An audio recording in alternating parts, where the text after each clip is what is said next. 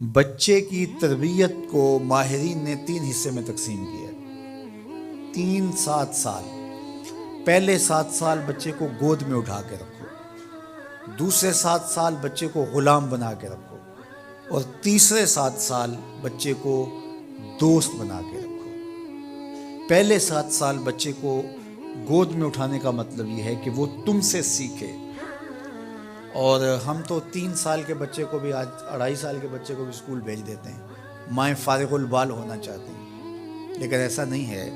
یہ ہماری فکری لغزش ہے کہ بچے کو اتنی جلدی اسکول بھیج دیا، اور جب ماں سے سیکھنا تھا تو وہ وقت ضائع کر دیا۔ آج بھی جاپان میں 7-8 سال کا بچہ اسکول جاتا ہے، اور آج بھی کچھ اور ممالک کے اندر بھی انہوں نے یہ طے کر دیا ہے کہ 7 سال سے پہلے بچہ سکول نہ جائے، تو وہ گھر بیٹھ کے سیکھتا ہے۔ یہ اس کی تربیت کا مرحلہ ہے، اس کا یہ مرحلہ یہاں مکمل ہونا چاہیے۔ اس کے بعد جب وہ جائے گا تو اس کے قواعد مضبوط ہو چکیں گے اور وہاں جا کے سیکھے گا۔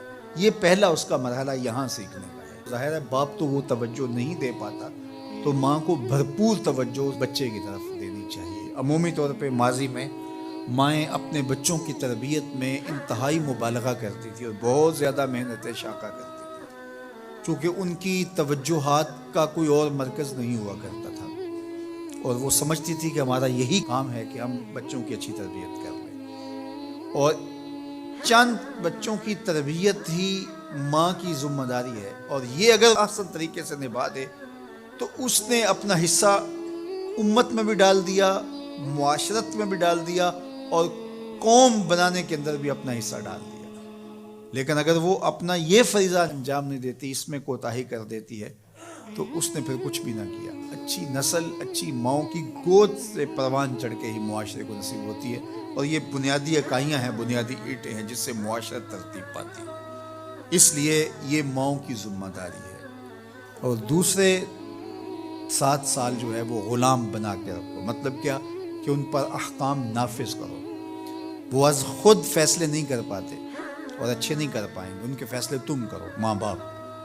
اور پھر اس کے بعد اگلے 7 سال جو ہیں ان کو دوست بنا کے رکھو، کیونکہ عموماً جو ہے وہ 14 سے 21 سال تک کی عمر کے بچے جو ہیں وہ دوستیوں سے، اطراف سے سیکھتے ہیں، چونکہ وہ اگرچہ تمیز نہیں رکھتے ہوتے پوری طرح، لیکن پھر بھی ان کی طبع یہ ہوتی ہے کہ وہ سمجھتے ہیں کہ ہم اطراف سے اچھا سیکھ سکتے ہیں، اور وہ بعض کا ماں باپ کو دقیانوس بھی سمجھنے لگ جاتے ہیں۔ تو اس وقت ماں باپ تھوڑی سی حکمت کے ساتھ ان کی دوستیوں پہ غور کریں کہ ان کی دوستیاں غلط لوگوں سے نہ ہوں۔ میرے اور آپ کے آقا مولا نے ارشاد فرمایا، المرء علی دین خلیلہ فلینظر احدکم من یخالل۔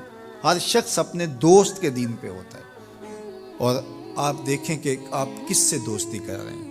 اگر اس کا دین خراب ہوا، اعتقادات خراب ہوئے، نظریات خراب ہوئے، اس کے اعمال اور اخلاقیات خراب ہوئے، تو اس کا رنگ آپ کے اوپر چڑھ جائے۔ اور رومی نے اس کو اپنے انداز میں کہا، تا توانی دور شو از یار بد، یار بد بدتر بود از مار بد، کہ جہاں تک ممکن ہو برے یار کی صحبت سے بچ کے رہنا۔